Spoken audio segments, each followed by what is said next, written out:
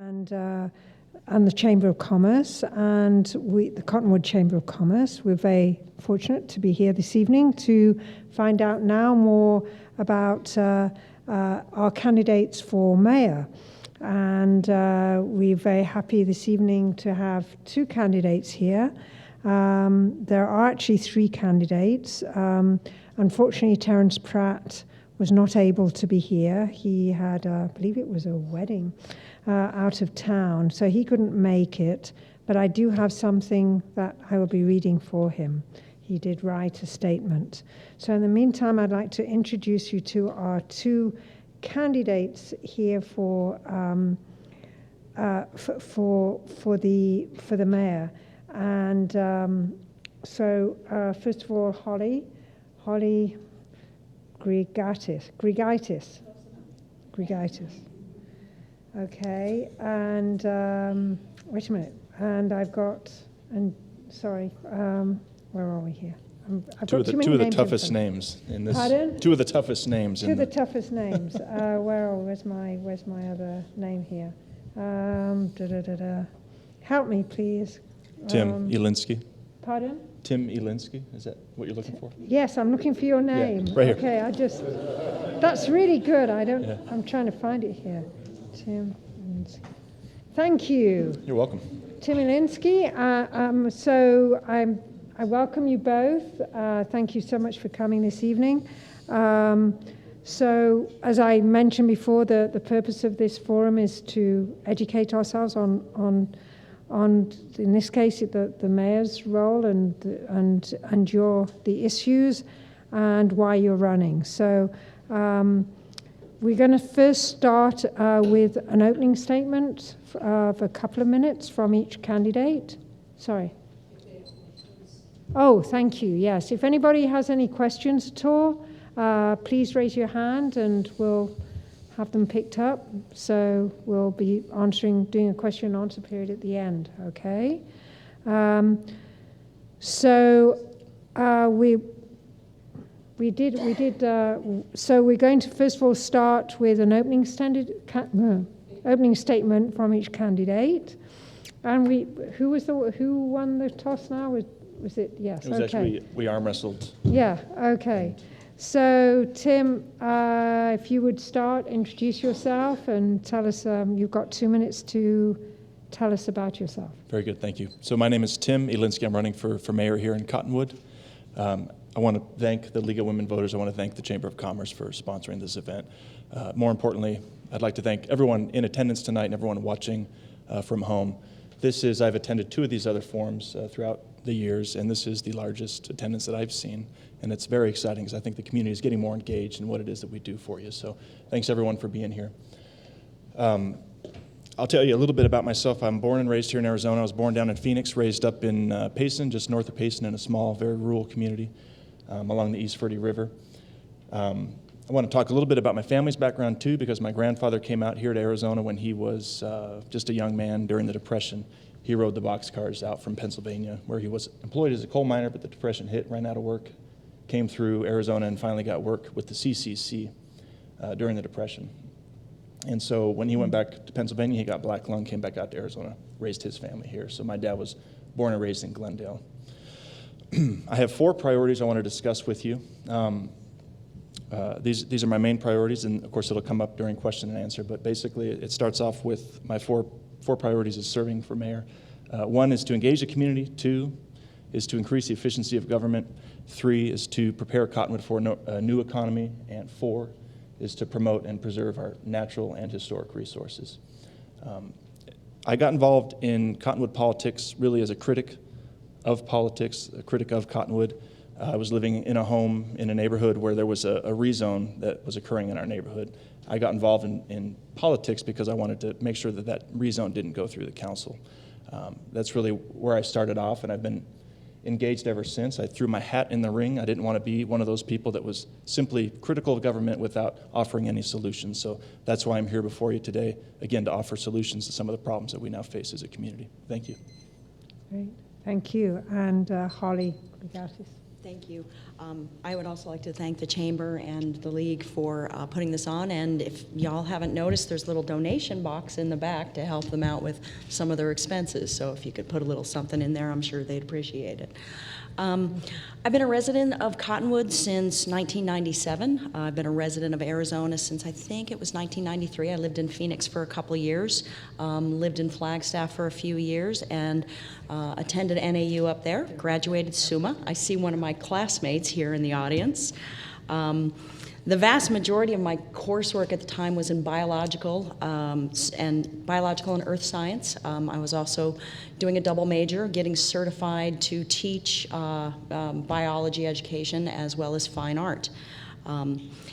While I was attending college up in Flagstaff, I discovered the Verde Valley through canoe trips with a bunch of my friends and just fell in love with the area and decided that this was where I wanted to make my home. So shortly after I got here, I decided that I wanted a career in real estate. But it takes quite a while to do that. So in the meanwhile, I worked 2 part-time jobs while I tried selling real estate full-time. And luckily that worked out well for me because that's what I've been doing for the last 20 years is selling real estate here in the area. Many of you in the audience, I see a few of you that have entrusted me to assist you with your largest financial transactions. And now I'd like to help the city of Cottonwood with theirs. Personally, I believe Cottonwood could very well be on the brink of bankruptcy right now. I believe that is the top issue facing Cottonwood today. The last 10 years of my real estate career, real estate's been my main area of focus. Distressed real estate was my main area of focus. I've helped many homeowners out of tough situations. I've helped many investors minimize their losses. I never personally paid much attention to local politics, but in 2013, I bought a subdivision that made me realize there were some issues that the city needed to address. So, thank you. Thank you. Thank you. And yes, I'm going to, I guess now read the statement on, right? On behalf, yes. All right. So unfortunately, Terence Pratt is the candidate. He wasn't able to be here this evening, but he did write us a statement that he wanted us to read. And so I have the pleasure of reading his statement to you. So this is from Terence Pratt. Good evening, folks. I am sorry that I can't be here tonight, but I have to be in Vermont for my daughter's wedding. I am running for the mayor of Cottonwood because I am excited about and proud that Cottonwood has become a much admired city in Arizona in the last 8 years. It's what I referred to as the Renaissance of Cottonwood and Old Town, and I believe I played an integral role in that rebirth and can provide the leadership to maintain the momentum. Recently, we have been named one of the top 10 small cities to visit by the popular travel guide, The Lonely Planet. As a council member, I've advocated for smart growth, which has many facets. I have advocated for sustainability and not outgrowing our infrastructure, which includes water, roads, and municipal services. I've been an advocate for making us a veteran-friendly city, a pedestrian and bicycle-friendly city, a centre for the arts and entertainment, and I have introduced the importance of shopping locally to our council and citizens shortly after reading an article entitled "Stop Them from Eating Our Town" by Thomas Hartman.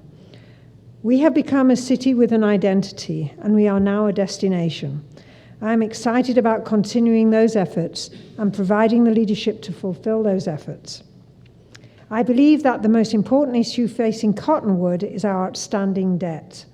I have spent the last year reading documents from Standard & Poor's Moody's, both of whom give us high financial rating, and articles by municipal financial experts, and have learned a lot about this issue.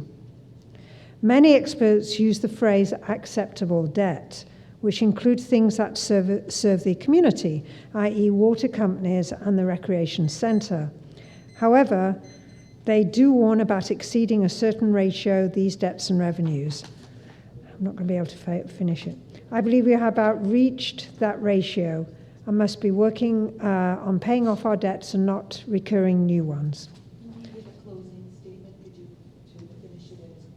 Yes, because I don't have a closing one. So yeah, so why don't we do that? Good idea. Let me just mark where we are. Great. So, where am I now? Let's get back to the questions. I'm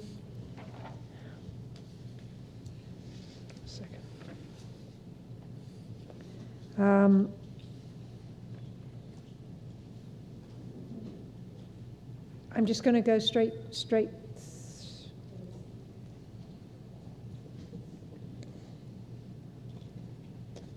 So we're going to do the biggest. Okay. So do you want to give me those two? Okay. Right. Okay. So we had this question earlier on, and I'm going to ask you the two of them. And the question is, the biggest challenge facing Cottonwood, and how would you go about dealing with the challenge? So you need to tell me what you think is the biggest. Do you want me to go first? Yes, you can go first. Okay. That's fine. Obviously, I think the top issue facing Cottonwood is our budget and our debt. We're $82 million in debt, probably more after our latest budget that was just approved. We carry about $44 million of debt on the city itself. We carry another $38 million on the water companies. You can say that those debts are separate, but they still belong to the city and to the people of Cottonwood. We brought in in 2015, we brought in about 18.5 into our general fund. We spent 17.5 of that on salaries, leaving us $1 million to spend on the city itself. Now, we do have a couple of other funds to take care of the highways, things like that, but really and truly, we're at a point where we have spent all of our money, and we have very little money left to do anything for the city. That's what I think the biggest issue is. Thank you. Thank you. Yes. I agree with Ms. Grigaitis that debt is one of the largest issues facing Cottonwood right now. Moreover, I think a bigger issue, the fundamental issue, is poverty here in Cottonwood. We are a very, very poor community. We're 11,200 strong, and I think we're a city that tries to spend at the rate of a much larger city. And we're doing so on the backs of people that live in poverty. A quarter of our population lives in poverty, according to the census. And that's very startling. The average income here in Cottonwood for a single individual is less than $20,000. It's also startling figures. So, what we have to do moving forward is to make sure that we spend in accordance with the community that we represent. We have to make sure that we move the whole community up together and not subsidize expenditures basically that don't benefit the entire community, live within our means. It's not going to be easy. It's going to take many years to lift our community up. So the best we can hope for, either one of us at this point, within the next 4 years, is to set a roadmap for success in moving our community forward, making sure that we support our local businesses, making sure that we are marketing our community in a way that brings folks to the area that want to bring their jobs with them, so that we can slowly build up our economy and make sure that everybody is well educated and moving forward. Thank you. Thank you. So we have some questions. And I'm just going to take them, I'll take you one at a time. I'll swap around so that each one has a chance to be the first. And so I'll start with you, Holly. How would you and what would you do to improve and encourage new business in Cottonwood?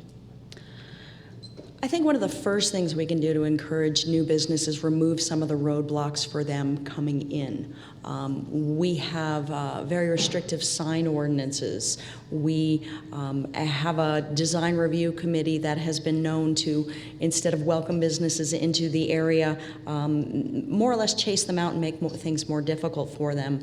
Every time a business has to come back with a new plan or a new building design design because somebody, quite frankly, didn't like the design of it, it costs them money. And after a while, sometimes they just throw their hands up and they give up. I know I was having a conversation with somebody who recently wanted to do some renovations to the outside of their building to beautify it, but by the time they had to do all the required engineering drawings and get the okays from all the different departments, they just figured it was more hassle than it was really worth for them to do. Businesses make decisions based on cost versus financial benefit. And if you're not getting the financial benefit, then you don't spend the money on that expense. We need to run the city more like that. That's the bottom line in my mind. So, thank you. Thank you. Thank you. What are you going to... Would you like me to answer that? Oh, sorry, yes. That's all right. Sorry, I'm sorry. Getting on to the next question. That's Yes, okay. sorry, I That's all right. apologize. The question again was, what would I do to encourage new businesses? What would you do to encourage and improve new businesses in Right. Cottonwood? Yeah. First, I'd like to start off with the best thing we could do to improve our economy right now is support the businesses that we have in our community. New business startups are the most volatile way to influx money into your community. It's not, they often fail, frankly. So I think what we need to do first off is to make sure that our existing businesses are well supported by the city and the community. However, in bringing new businesses in, I think a very streamlined permitting process would help a lot. There is a fair amount of red tape that you need to go through to get your business approved, to get your construction approved. I've been sitting on a builders meeting for many months now trying to streamline that process, working with different stakeholders in the community to make sure that we've got good communication between city staff and the builders and the people coming into our area to make sure that they can basically get their doors open as quickly as possible. That's the best thing we can do right now. And again, it always comes back to marketing too, to make sure that we're marketing our community as one that is business friendly, and hopefully attract people that want to relocate their businesses here. Clear written policy will make the difference. Thank you. Thank you.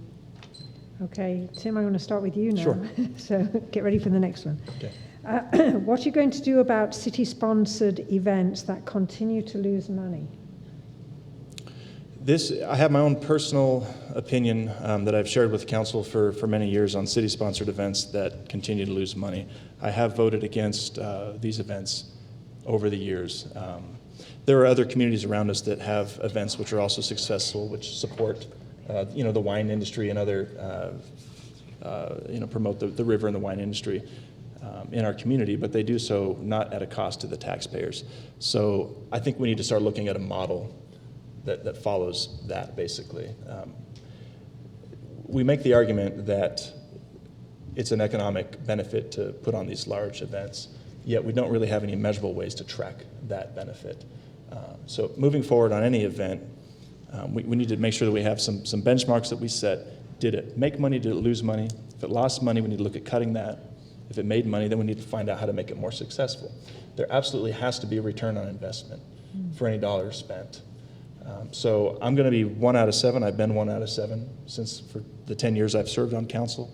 The best we can do is just have a very open dialogue and actually look at the facts and figures of what these events cost us, and make our decision based off that. Thank you. Thank you. Holly? I would agree. I think all these events are fabulous for the city. I like the Walking on Main event. I like the Thunder Valley Rally. I like all of them. They have to stand on their own, though. The city is simply not at a point where we can financially afford to throw a grand party that only a few select people in our community are actually going to attend.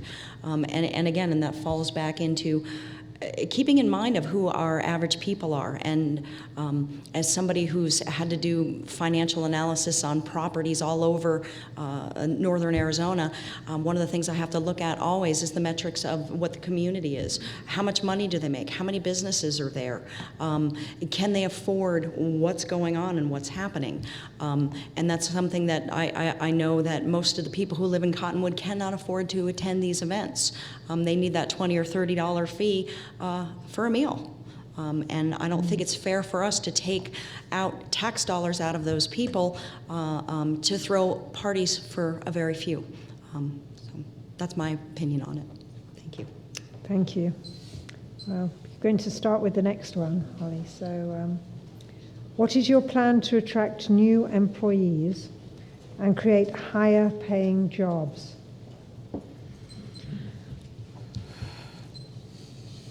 Are we talking about higher paid employees for the city? Because I think we've covered that.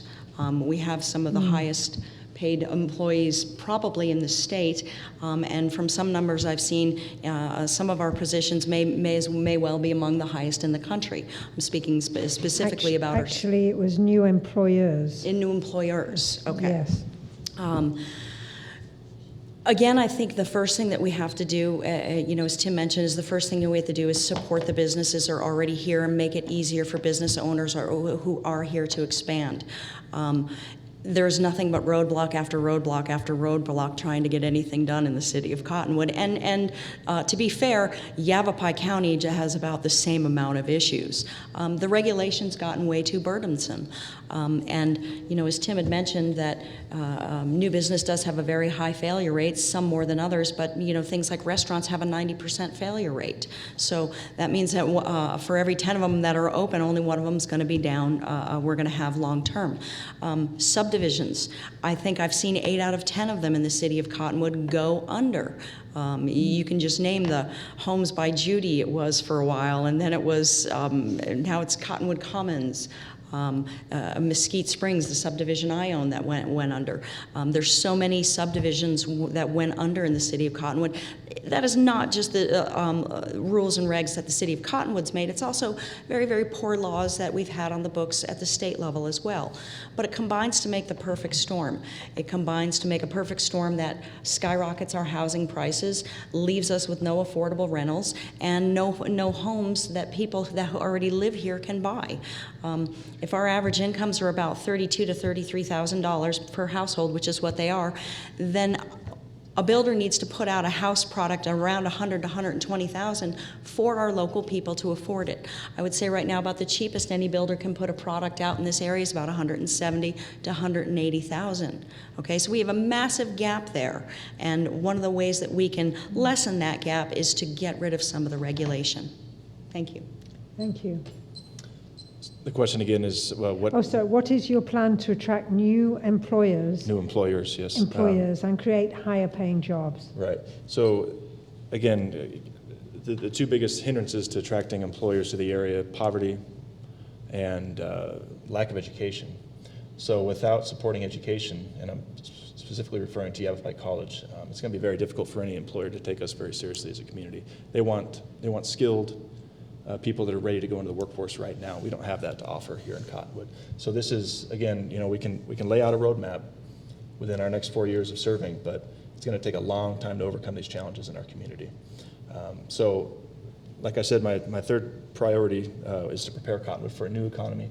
What I would really like to do is focus on attracting people to the area, entrepreneurs specifically, that bring their jobs with them. So these are folks that we refer to them as the millennials. It's a generation of people that really they choose to live where they want to, and they bring their work with them. And we have all the resources we need, all the amenities we need right here in Cottonwood to attract those people. We have beautiful weather year-round. We have great access to the outdoors. We have everything that makes us attractive communities. So if we can focus our efforts in baby steps, attract some of these entrepreneurs to our community, they'll, again, slowly lift everybody up at the same rate, and hopefully we can also support education, get some families in here, and over time, a larger industry would start to take us seriously once we take ourselves seriously. Thank you. Thank you. Okay, next question. And Tim, you're still on board there. What actions are needed to improve revenues as opposed to expenses of the city? Well, cutting costs obviously is the main one. The council candidates covered this, I think, really well. Cutting costs, increasing revenues, the main things we can do. These are challenges that we're going to be dealing with far into the future. Cottonwood right now is being burdened a lot by what the legislature has done with sweeping a lot of funds that we otherwise would have to put into infrastructure. So I've run a business. I have been spending other people's money for 17 years as a business owner. So you have to work within a budget, period. And everybody in the private sector is familiar with this, and everybody running a nonprofit is familiar with this. So when the hard times hit, everybody in the private sector and the nonprofit sector, we cut back as much as we had to make our ends meet, to make sure that we could sustain ourselves through the rough times. And here in Cottonwood, we really didn't cut back. And in hindsight, we really should have cut back more. And I think everybody, through, again, open dialogue, would have understood the reasons why we need to cut back. So moving forward, we're going to have to make some very, very difficult decisions. And we can no longer be the yes council. We're going to have to learn how to say no to people. And it's going to take, again, active, open dialogue with the community, getting all the stakeholders at the same table and say, this is the problem. How are we going to solve it? Thank you. Thank you. Yes, Holly. Well, I have a teenage daughter and a husband, so I have no problem saying no. That's number one. Number two, I've been in real estate sales, working with sellers and buyers, so I've quite frequently had to say no, that no, you can't have that house for $50,000 off the price. It doesn't work that way. The first thing that we need to do is we need to start off with a real budget. We did just approve a budget of $70 million, $72 million. For the record, Sedona just passed their budget, and it's $39 million, which includes a $5 million deficit, okay? I'm still trying to figure out how Cottonwood can have a budget that's double what Sedona's is when we have half the household incomes. The other thing is I think Cottonwood over the number of years has done a really good job of improving revenue, but we need to fine tune that. We've already raised taxes. We've already raised fees. Even if we, my initial calculations, if we do put in a property tax, we've got about 23,100 properties in Cottonwood. So $100 per property would bring us in about $2.3 million. Okay, really and truly, we're going to need closer to $300 per property to fix the hole. Okay. That $80 million in debt, even if we calculate at 2% interest is what we're going to have to pay, we're looking at another, that's at least a minimum of $4 to $5 million out of our budget in interest alone, not even paying any of the principal. So I think some of the things that I know we've got a couple of buildings that are sitting empty. We need to rent those. I know we've got some extra pieces of property. We need to sell those. I know we're going to need to make the city employees get a little bit more comfortable with each other and consolidate some of their work locations. Get them in a little bit closer and cozier with each other because we need to sell some of our buildings. Thank you. Okay. The next question coming up, and I think Holly, you take it. Wait a minute. Yes. I think you went first last time. No, you went first last time. So you go again. Yes, Holly. Okay. Yes. It's kind of. What do you think the chamber role is in the community, and how do you see the relationship between the city and chamber moving forward? I'd like to see it changed a little bit. Right now we've got a couple of people who work for the city that actually sit on the chamber board of directors. To me, that's a little bit like putting the voice of government into something that's supposed to be the voice of business. I would like to see the chamber really and truly be the voice of business. Another thing is my understanding is that the charter does not include the fact that they're going to engage in any kind of political advocacy on behalf of the business owners. I'd like to see them do that.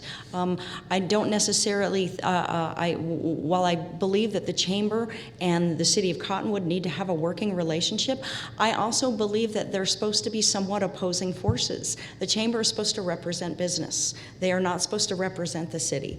And we need to make sure that they are the voice of all the businesses in Cottonwood, not just the tourism industry, not just the building industry or specific select builders. Those are the changes that I would like to see made. So, thank you. Tim. The role of the chamber in the city, I believe the Chamber of Commerce is really an advocate for the city and should be an advocate of the city. And I think that our chamber does a good job supporting the businesses that are members of the chamber. I think our success moving forward is going to be creating really strategic partnerships with other business alliances throughout the community and other nonprofits throughout the community to make sure that we get everybody who's involved in economic development in our community at the same table. There are many ways that the Chamber of Commerce will overlap with these other entities, and we can all support each other, and I think that's going to make us more efficient too. Thank you. Thank you. Next question, Tim, you start this Okay. one. An issue arose over the process of council appointments recently. What would you do differently in the future about the appointment process? There were 2 council members appointed recently to the Cottonwood City Council to fill in vacancies that were left by Randy Garrison, who's running for county supervisor, and myself, who's running for mayor. We've known about these vacancies since last fall. So what I would have done differently is I would have had a much more public process to get the candidates and those who wanted to be appointed to the position vetted by the public. We did a similar process when we when we hired the chief of police. There was a very public and open process where community members could come in, meet the candidates for chief of police, and decide, score on a matrix who was their top candidate. I think we should have done the same thing to fill these appointments on city council. I'm not saying that we filled them with people that aren't able to perform the duties, but my issue is that the public didn't have any way to engage the council and engage the candidates, and I think that that's a failing. Thank you. Thank you. Holly. What was the question again? An issue arose over the process of council appointments recently. What would you do differently in the future about the appointment process?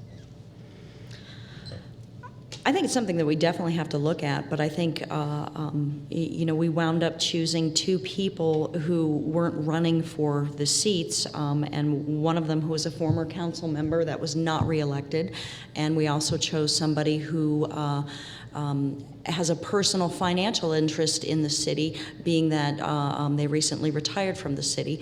So I'm certain that the way they're going to vote is going to be tainted by the fact that they have a pension now to protect.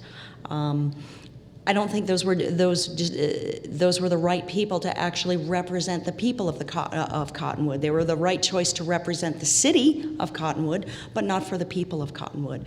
I really would have liked to see that we chose people who were running for the seat and who are openly seeking it, rather than some folks that just decided to throw their hat in the ring. I think I don't think those appointments should have been made for 2-year appointments. I think they should have been at least until the election, so those seats could be filled by people who were elected. That's the bottom line. It was not the city council's choice to appoint people that are supposed to work for you. That's all of your jobs, not the council's. So, thank you. Thank you. Okay, Holly, next one is you're starting again, so it's twofold, okay? What are the biggest problems you will face if elected mayor? And then what methods, process, approach will you use to manage them?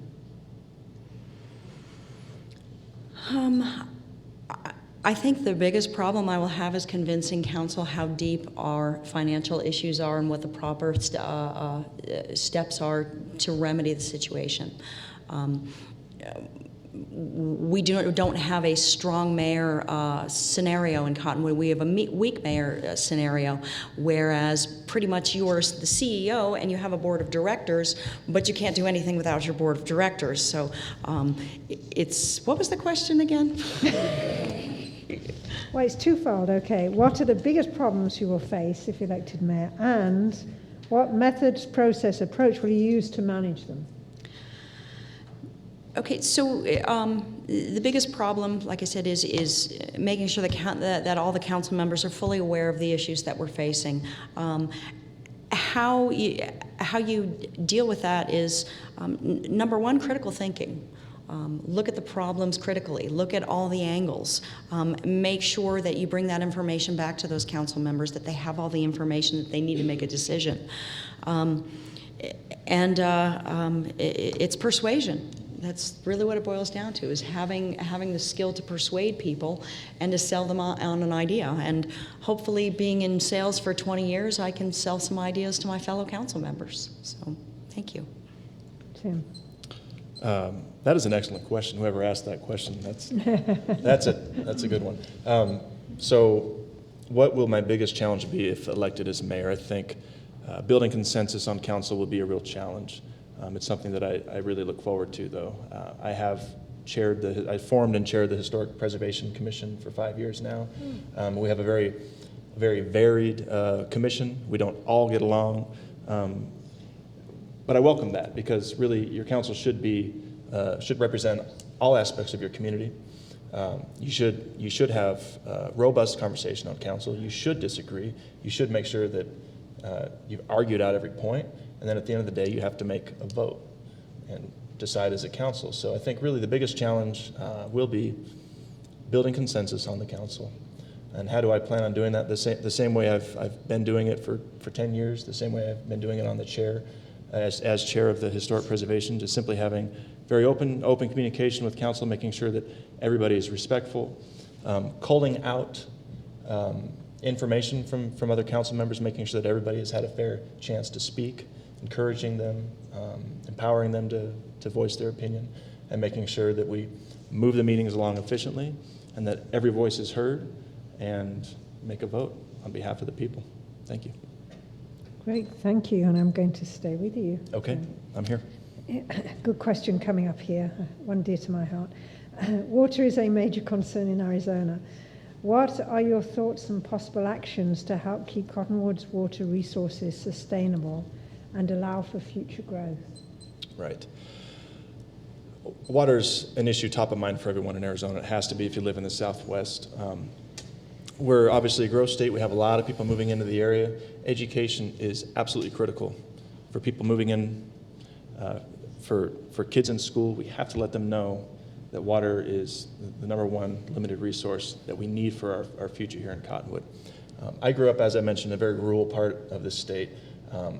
I recall there was a water tank that serviced our community, and I recall as a child throwing rocks against that water tank to gauge the level of water in there, because we often had shortages of water, and that was just burned into my mind as a child. But I do also take that for granted, and you have to educate people that move here that we all have to have that in our mind, that there is a water tank somewhere, and that level is critical to our success moving forward. I'm very proud. I've been a big advocate of conservation here in Cottonwood, and I'm proud that we are, I think, second next to Payson for water conservation per capita and daily consumption. So we have to figure out ways, and this is going to come down to ordinances and our building codes and everything else, that we make sure that, again, conservation, rainwater harvesting, all of these things need to be built into our codes. We have to educate. Thank you. Thank you. Holly.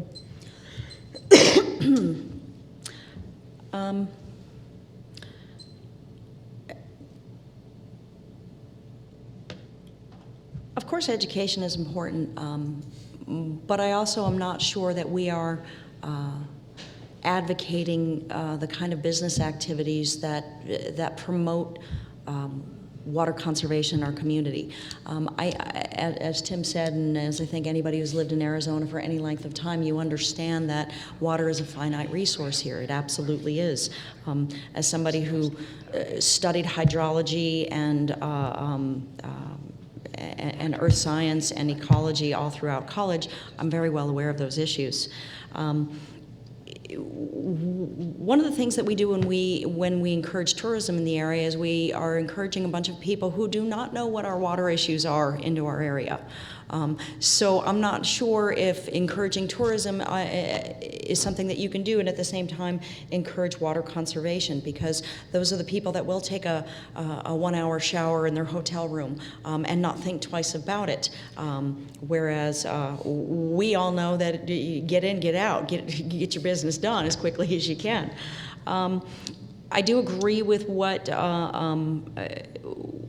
with what Tim was saying as far as like using more rain barrels, I also think gray water, irrigating with gray water is a fantastic thing to do. It's illegal in so many cities. As a matter of fact, I think I've had to pipe in some illegal systems on some of my properties throughout town, not in Cottonwood, of course, maybe in the county. Because I believe in it. It's a stupid law. That's good water. It can be used. Putting it back in the pipe means that I don't get to reuse it twice, and the city of Cottonwood gets to sell it twice, possibly. I don't know if that works out for the people who are here on a daily basis. I also don't know if I agree with making water conservation punitive through cost, as far as raising water rates to discourage people from using it. I don't know if that's the way to go. So, thank you. Thank you. Okay, next question, and I think we're still, with you, Holly, right? Short and sweet. Do you support a property tax? No. How's that for short and sweet? One of the major reasons, I believe, in talking with Randy, I believe it was your father had switched from a property tax to a sales tax, was that so the city of Cottonwood could benefit from some of the outside visitors that come into the community and some of the people who are outside of the community. The people of Verde Village, the people of Verde Santa Fe, the people of Clarkdale, all of these people are contributing to Cottonwood's well-being. There's absolutely no question about that. They, in some estimates I've seen, that they actually contribute maybe even up to as much as 57% of the sales tax income that the city gets. As I was saying before, for a property tax to make any real dent in our budget, our financial situation, it would have to be over $100 per property just to bring in $2.3 million. Okay, we need to have it be closer to $300 per property to get us to a point of where we have some money that can actually start plugging the holes in our budget. We've got to cut. That's where I think we are, because I don't think the people here can afford that, especially when so many of them are on poverty, under poverty levels, or have incomes that are well below the national level and well below the state levels. So, thank you. Thank you. Tim? If it was on the ballot, I, as a resident of Cottonwood, would vote in favor of a property tax if there was a council that was being a good steward of that money. I have been a proponent of having a discussion about property tax. It's not up to the city council to implement it. It's up to the voters to implement it. So everybody will have a say in whether or not to approve property tax. I think it's a discussion that we need to have as a community, because we live and die by sales tax in this community, which means we're encouraging big box stores to come into the community. We're encouraging growth because that's what sustains our economy. I don't want Cottonwood to turn into a Prescott Valley, and I see different sources of revenue as a way to avoid that situation. So as it is now, Walmart, car dealerships, Home Depot sustain Cottonwood. Is that how we want to look moving forward into the future? Personally, I don't, and that's why I would choose to vote for a property tax if, as a resident, again. We need to diversify our revenue stream, okay?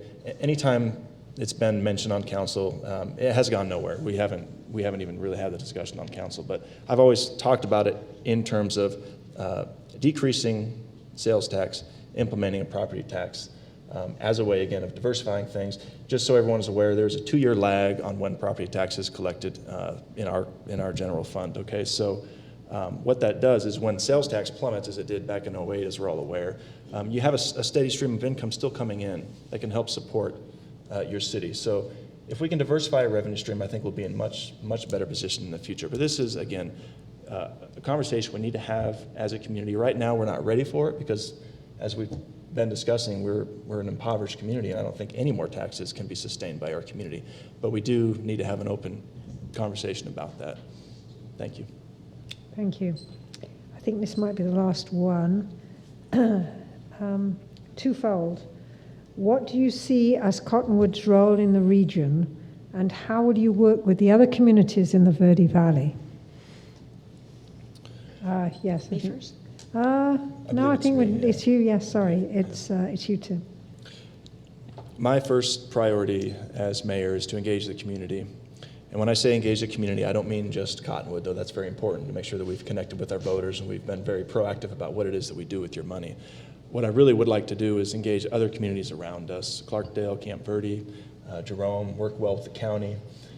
I see Cottonwood's role in the Verde Valley, obviously, as being a commercial center, also being a leadership role for the rest of the community, and to set the bar a little higher than the rest of the communities around us, and encourage everyone to do the same. And I think we've done a lot of things that have encouraged other communities to fall in line, to move us forward as a community. But I think that we can work more collaboratively with the outlying communities to again find out where our interests overlap and make sure that we hold each other accountable and that we support each other moving forward with those common interests.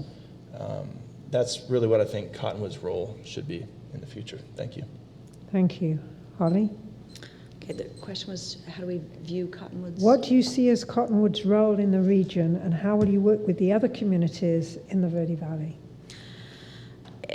Cottonwood is the commercial center of the Verde Valley. We have been for a very, very long time. No matter where you live, at some point you will need something that can only be found in Cottonwood, or you're going over one of the mountains to get to Flagstaff or Prescott. So in that respect, we have responsibility to ensure our policies are friendly to the surrounding communities and their people. Some of the things that we've done in the past, I know we've ruffled some feathers over annexations. I know there's been some issues with sharing of funds and intergovernmental agreements. We need to do a better job of working with the communities in the area. I think each community is its own community. Each one has to find its own way. Each one has to find solutions to their own problems. That's not to say that they shouldn't work together, but at the same time, we're standalone governments. We are the city of Cottonwood. We've got to do what's best for the city of Cottonwood and for the people who live within our borders first. The mayor has a very important job of finding the right course of action and setting the policy to go forward. It's also part of their job to convince the council what is the right course of action, and then to carry those out. In that respect, the mayor must be a leader and not a follower. They must be somebody who is not afraid to take a challenge, to step out on a limb, and to take the incoming for some ideas that may not be popular, because there's absolutely no question that the Cottonwood is facing some very unpopular decisions in the next 4 years. The decision is going to be how to minimize the blow and minimize the damage as much as possible. So, thank you. Thank you. Yeah. Tim? Oh. I did answer that. Excellent. You answered that one. Now I'm going to Tim the next one. No, wait a minute. We go with Holly. Okay. Fine. I got one more question in. That's Great. fine. Yeah. Okay. Okay. The next question, which I think is the last one, is the minimum wage initiative will be on the ballot in November. Do you support it? And there might be. Oh, wait a minute. I think Holly, wait a minute. Tim, is it, who do we have It now? will be Holly speaking. It's Holly, I think it's yours. I think they asked for more than a yes or no. No, I don't support it. I am speaking to you of somebody who came here and worked 2 minimum wage jobs for like $6 an hour when I moved here. Yeah, I had to work 2 minimum wage jobs. I had to also work full time trying to start a real estate career. That's how you start out life. You start out at the bottom and you work your way up. So I don't support a minimum wage initiative. I don't. I think what that's going to do is make fewer businesses hire people, and you have fewer employees. Some of the things that just the requirements of Obamacare has put on is going to lead to a lot of layoffs in the coming years because businesses cannot afford to do that. Most businesses, they don't do as well as everybody wants to think they are, and everybody has this grand idea that just because you're a business owner, you must be rolling in it. It's not true. Many of them, I know there was an agent here for many, many years when we would tell people who were moving to Cottonwood and they would tell us that they would need a job, we would tell them, well, you don't get a good job in Cottonwood, you buy one, meaning you buy a business, let's go find you one so you can have a job to make a decent wage and live here. That's pretty much how the economics works, and I think with the minute you start telling employers that they have to pay somebody a certain amount of money, it's a tremendous deterrent. I'm personally facing that with some of the decisions that were made with Obama's strike of the pen as far as salaried employees, basically saying I have to now overnight give one of my employees a $15,000 raise. As a business owner, I wonder who's going to give me that $15,000 raise, or am I just supposed to take that as a loss? That's why I would not support a minimum wage initiative. Thank you. Thank you. Tim, final word. I'm not convinced that the minimum wage initiative is the solution to the problem. I'm also a business owner.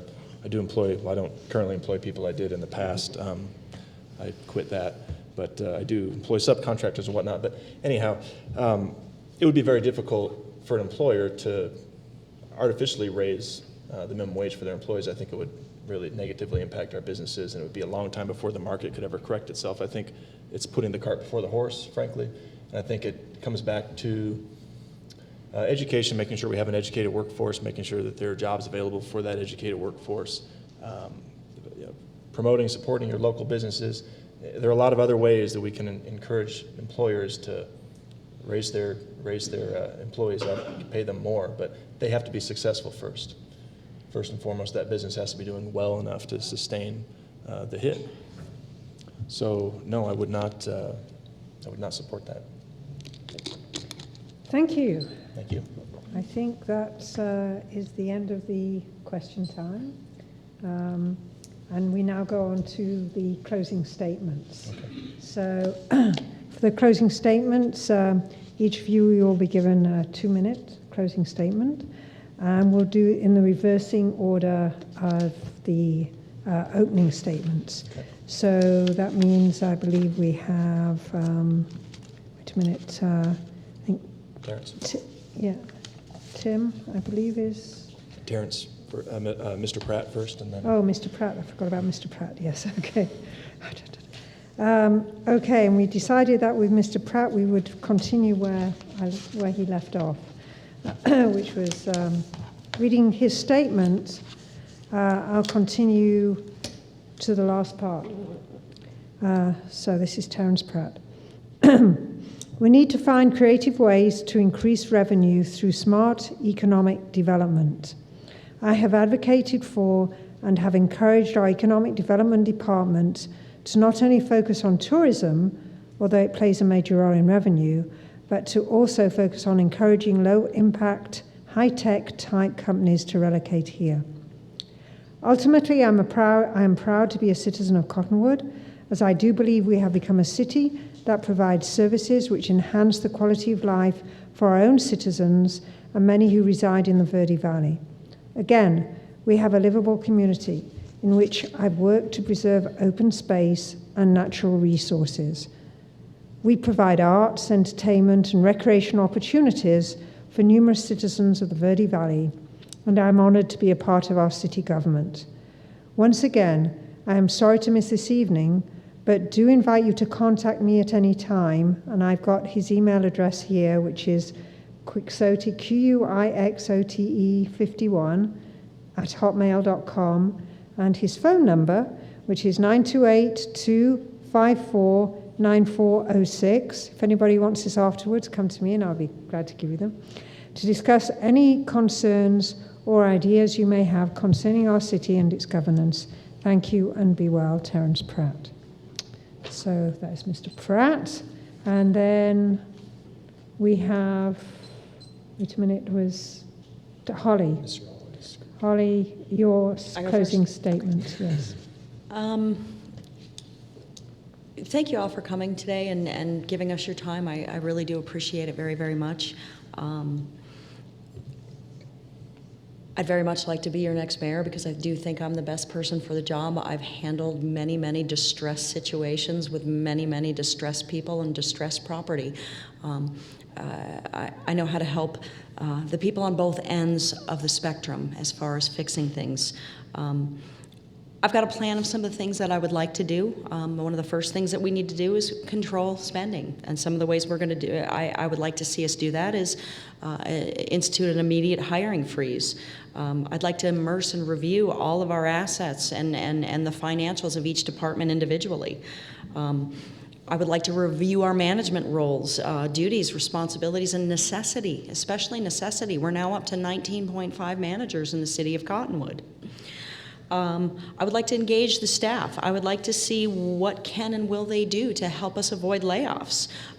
We have contracts for custodial, and we have contracts for weed maintenance. Aren't these some of the things that we can fire those people and maybe keep our people working by doing the work that Public Works initially should be doing for the city? I very much want to promote affordable housing. I think one of the best ways we can do that is to look at experimenting with rolling back our building codes, and experiment with some ideas for tasteful and alternative construction. I would like to see us eventually create a separate water district to return a voice to all the people in Cottonwood and outside of Cottonwood in their water rates. Currently, many of our customers don't have the right to vote. We have to repair relationships, and we have to give the power back to the people and be of, by, and for the people. So, thank you. Thank you. Tim? Again, thanks to everyone that showed up tonight. Thanks to everyone watching at home. It takes a lot to show up to a meeting like this. I really appreciate everyone being engaged. I decided to run for mayor because I think Cottonwood deserves choice. I've got 11 years of being a public servant here in Cottonwood. Started out on the Planning and Zoning Commission, as I mentioned earlier, and have served for 10 years on the Cottonwood City Council. I've got a proven track record. I've been a real advocate for Cottonwood, and I just felt like Cottonwood needed some choice. So after long and many discussions, we decided to run for mayor. So here I am. I have a set of skills that Cottonwood needs. So here I am as an offering. Now, I don't want to be mayor of Cottonwood if Cottonwood doesn't want me as mayor. So we formed our political committee in October 20th of last year. We've been doing a lot of meet and greets throughout the community, and my main priority is to educate people on what it is that I stand for and what I've stood for in the past, because I want the voters of Cottonwood to make a very informed decision about who they want as their next leader, okay? I have an unrivaled track record of attendance as well. I simply don't miss meetings. I attend many other commission meetings as well. I stay involved, I stay engaged, and I work very hard. And I want to just wrap up with finishing up a story about my grandfather, who came out, like I said, he hoboed his way out here and worked for the CCC. He wasn't active in politics at all. I don't think he ever voted a day in his life. But I know that somebody somewhere cared about him, and they created good policy which allowed him to work for the CCC and raise his family here in Arizona. And I've always said that I represent the people that aren't in the room, and that's what I continue to do moving forward, is to make sure that we bring our whole community up at once together. I would encourage anyone to vote for me if you like what I have to say, and you can visit electalinsky.com for more information. Thank you. Thank you. Thank Appreciate it. both of you. On behalf of the League of Women Voters Greater Verde Valley, I'd like to thank everybody. I'd like to thank you, candidates, for participation and listening and answering so well and so informatively. And to our audience, for your attention, your participation, what great questions. Just really very insightful. That was really good. Again, I hope you liked our formats, and if you have any suggestions or anything that you might want to see some things done differently, we'd love to hear from them. The League of Women Voters does this, and it always is looking for some new input on how better we could do it. There's some candidate information materials, I believe, on the table back there. Do you both have them there? Oh, no. I've got Yes? got some. I hope so. And there's also League of Women Voters voter registration table too. So, you know, you need to make sure you're registered to vote so you can vote for one of these wonderful people. The deadline is August the 1st for the primary election. Early voting for the primary elections begins on August the 3rd. I mean, it's literally around the corner. Kind of scary. Mm-hmm. Those who are registered to vote non-preference, independent, can vote in the primary election. You need to know that. You can vote. Those voting early need to request a ballot from the county election department from the political party they want to vote in and when going to vote at the polls. Just request the ballot from the political party you want to vote in, okay? And if you have any questions, there's folks back there who can answer them for you, I'm sure. And thank you again for coming, and all have a wonderful evening. Thank you.